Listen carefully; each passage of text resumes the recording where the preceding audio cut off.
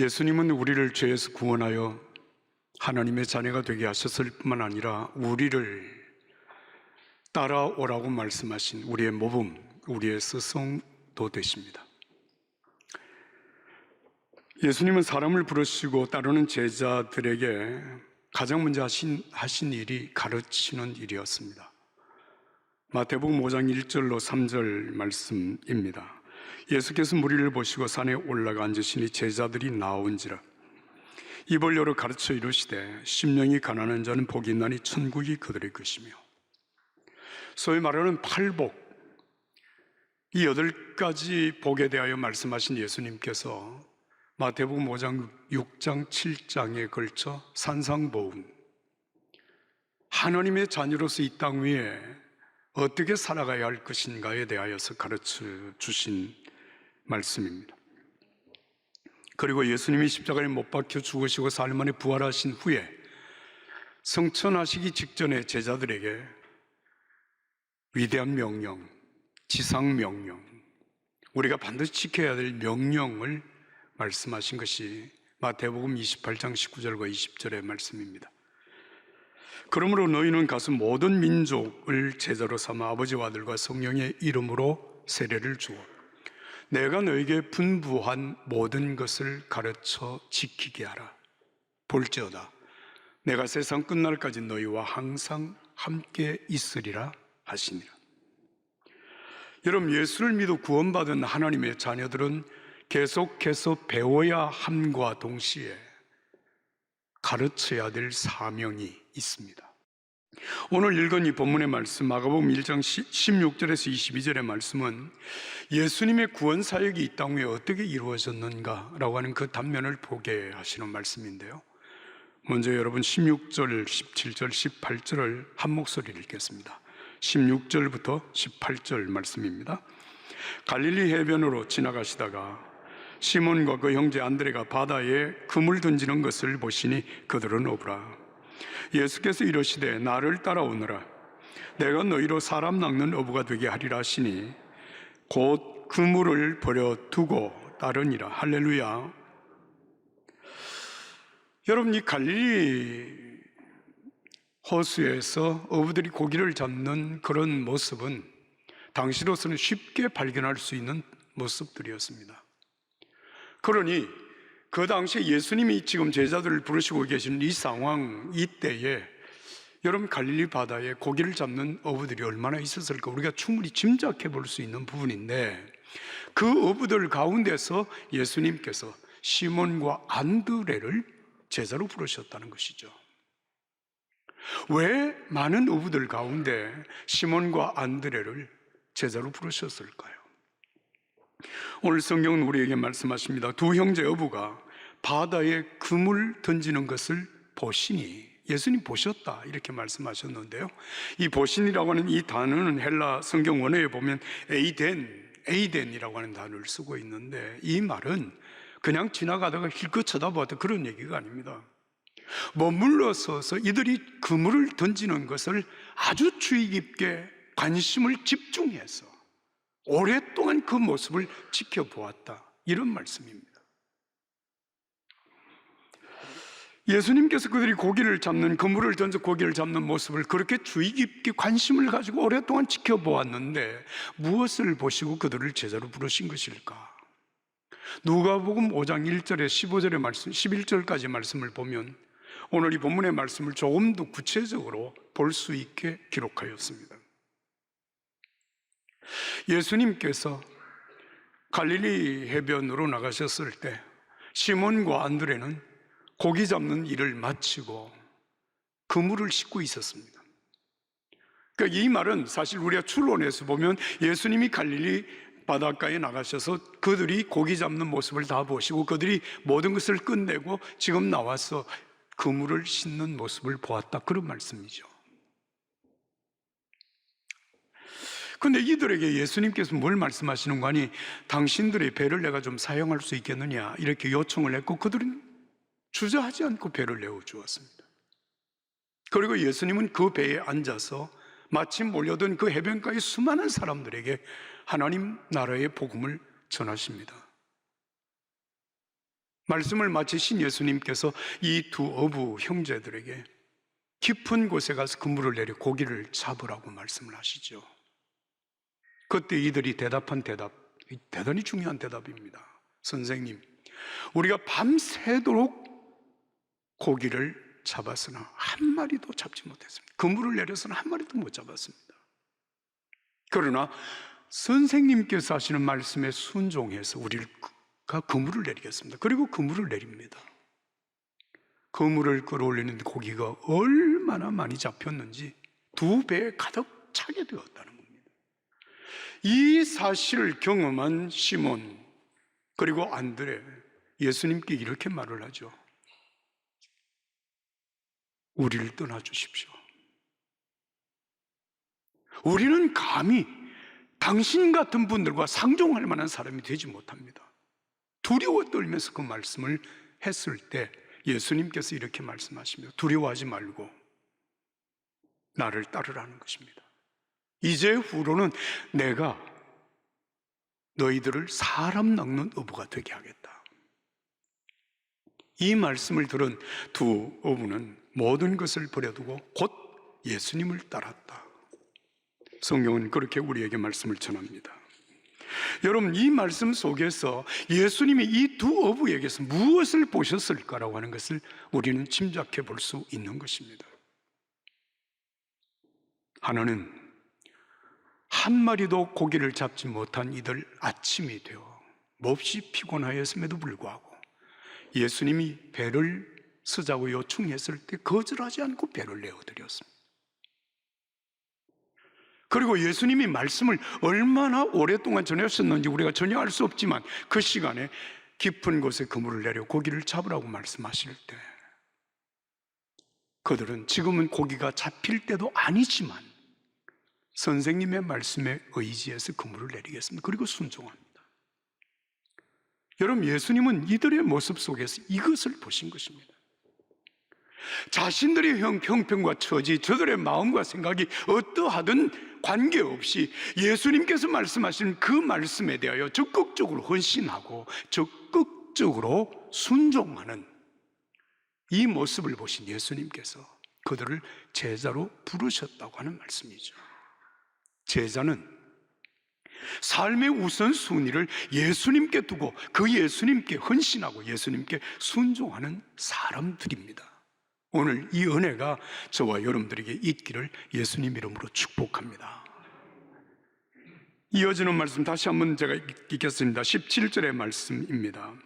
예수께서 이르시되 나를 따라오너라 내가 너희로 사람 낚는 어부가 되게 하리라 하시니, 예수님께서 이들을 부르시면서 지금까지 고기 잡는 일에 올인해왔던 이 어부들에게 내가 이제부터 너희들을 사람 낚는 어부가 되게 하겠다, 새로운 목적을 제시해 주신 것입니다. 여러분, 새로운 목적이라고 하는 것은 고기를 많이 잡아서 돈을 벌어서 사람들에게 인정을 받고 존중이 여김을 받는 사람으로 살도록 해주겠다고 하는 말이 아니라 사람 낚는 어부, 사람을 살리는 일, 사람을 세우는 일, 사람답게 사는 그 삶을 통해서 사람들에게 인정받고 존중 여김을 받고 살아갈 수 있도록 여러분들을 세워주겠다고 하시는 주님의 말씀입니다.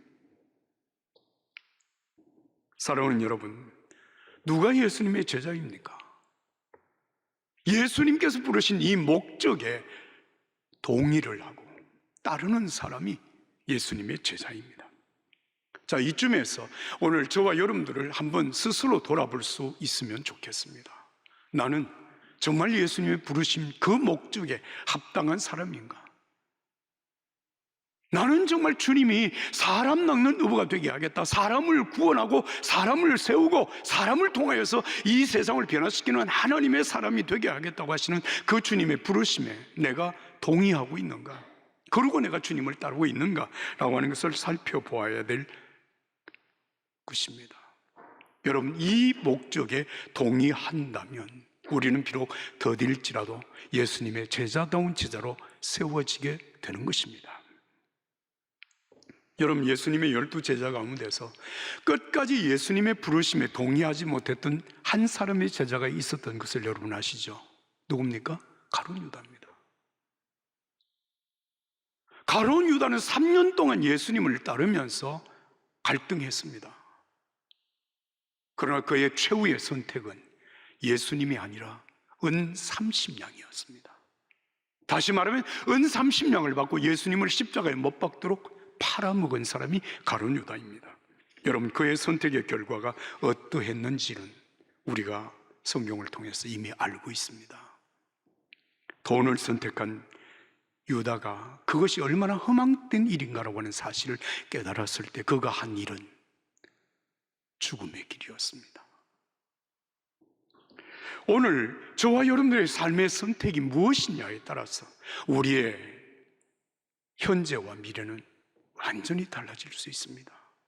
그것이 천국이 될 수도 있고 지옥이 될 수도 있습니다. 예수님은 마태복음 6장 24절에 이렇게 말씀하셨습니다. 한 사람이 두 주인을 섬기지 못할 것이니 혹 이를 미워하고 저를 사랑하거나 혹 이를 중히 여기고 저를 경히 여김이라. 너희가 하나님과 재물을 겸하여 섬길 수 없느니라. 한번 따라하겠습니다. 하나님과 재물을 겸하여 섬길 수 없느니라. 그러면서 예수님은 우리가 정말 선택해야 될 삶의 목적이 무엇인가? 마태복음 6장 33절에 너희는 먼저 그의 나라와 그의 의를 구하라. 그리하면 이 모든 것을 너희에게 더하여 주시리라고 말씀하십니다. 사랑하는 여러분, 오늘 우리는 돈과 권력과 명예와 쾌락을 목적을 삼아서 살아가는 사람들의 삶을 주변에서 어렵지 않게 보아왔고 또 지금도 보고 있습니다. 우리 주변의 사람들이 이런 말을 하죠. 인생은 속도보다 방향이 더 중요한 거야. 여러분, 옳은 말입니다. 내가 목적하는 그 삶의 목적을 얼마나 빨리 달성하느냐보다 더 중요한 것은 내가 목적하고 있는 그 삶의 방향이 옳은 것이냐, 정말 하나님 앞에 바른 것이냐 라고 하는 것을 결정하는 것이 더 중요하다고 말하는 것입니다. 그렇습니다. 예수님은 두 어부를 부르시면서 더 많은 고기를 더 잘 잡는 방법을 가르쳐 주겠다 말씀하지 않았습니다. 어떻게 하면 더 잘 사는지를 가르쳐 주겠다고 말씀하지 않습니다. 어떻게 하면 세상에 출세하는지를 내가 가르쳐 줄 테이니 나를 따르라고 말하지 않습니다. 사람 낚는 어부가 되게 하리라. 여러분, 이 주님의 부르심의 목적은 지난 2000년 동안 한 번도 바뀐 적이 없습니다. 오늘 저와 여러분들을 부르신 목적도 동일합니다. 이 은혜가 오늘 저와 여러분들에게 있기를 예수님 이름으로 축복합니다. 여러분, 오늘 본문 말씀 18절, 19절, 20절을 한 목소리로 읽겠습니다. 18절부터 20절 다 같이 읽습니다. 곧 그물을 버려 두고 따르니라. 좀 더 가시다가 세베대 아들 야고보와 그의 형제 요한을 보시니 그들도 배에 있는 그물을 깁는데 곧 부르시니 그 아버지 세베대를 품꾼들과 함께 배에 버려두고 예수를 따라가니라. 할렐루야. 한번 따라서 하겠습니다. 예수를 따라가니라.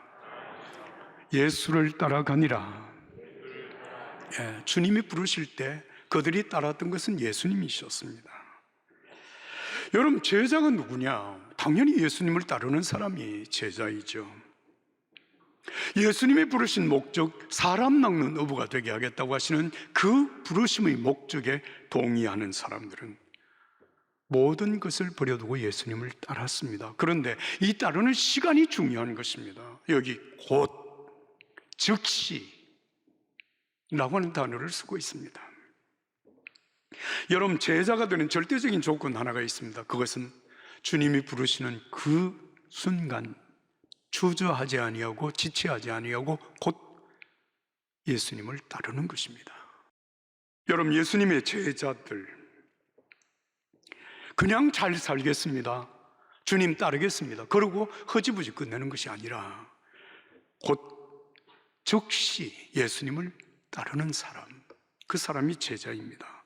내일, 다음에 아닙니다. 지금 바로 여기에서 주님을 따르겠습니다. 그리고 따르는 사람입니다. 그런데 예수님께서 예수님을 따르겠다고 말하는 제자들에게 여러분 이 말씀을 하십니다. 누구든지 나를 따라오려거든 자기를 부인하고 자기 십자가를 지고 나를 따를 것이니라.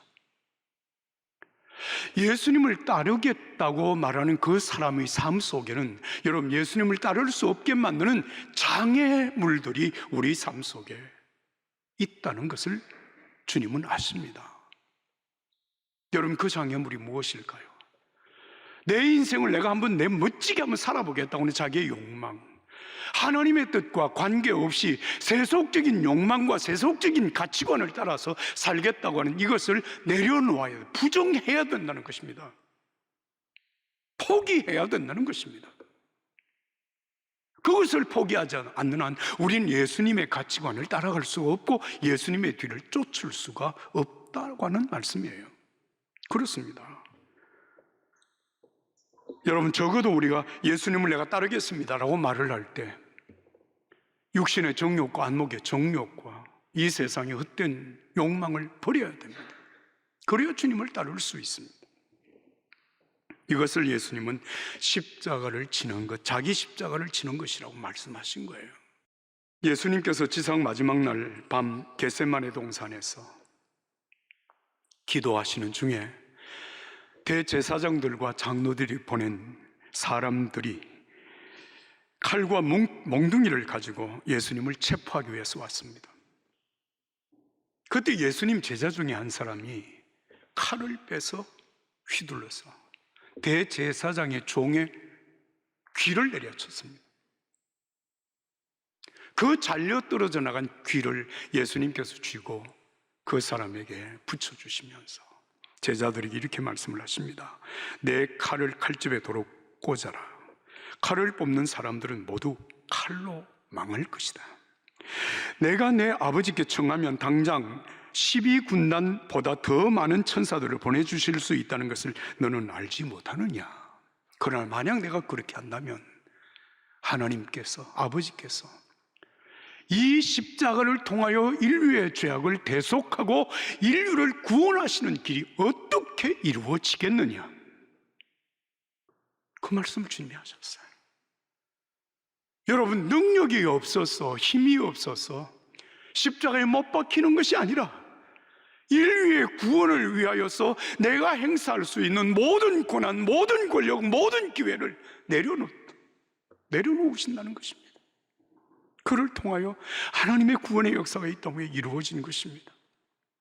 사도 바울은 예수 그리스도의 복음을 전할 수 있기 위하여서 자기가 누릴 수 있는 모든 권한을 내려놓는다고 고린도전서 9장 12절에 말씀하십니다.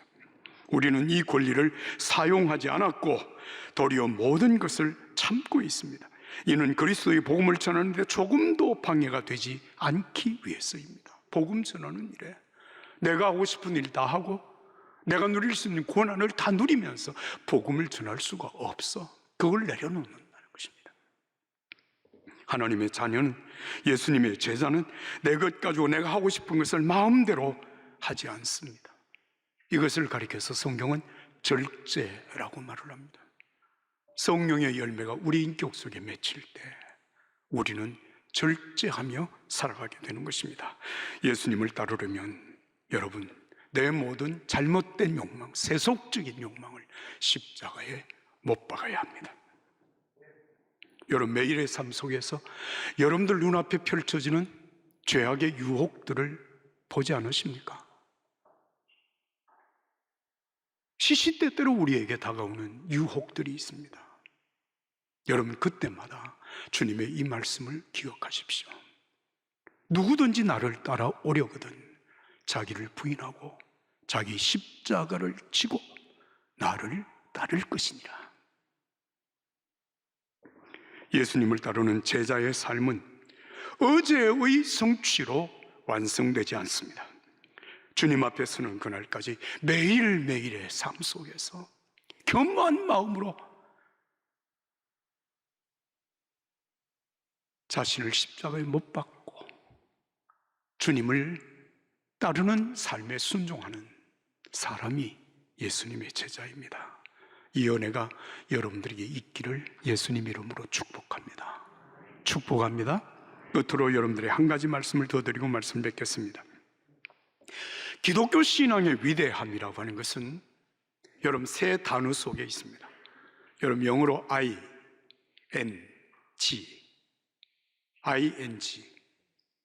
진행형이라고 하는 말입니다.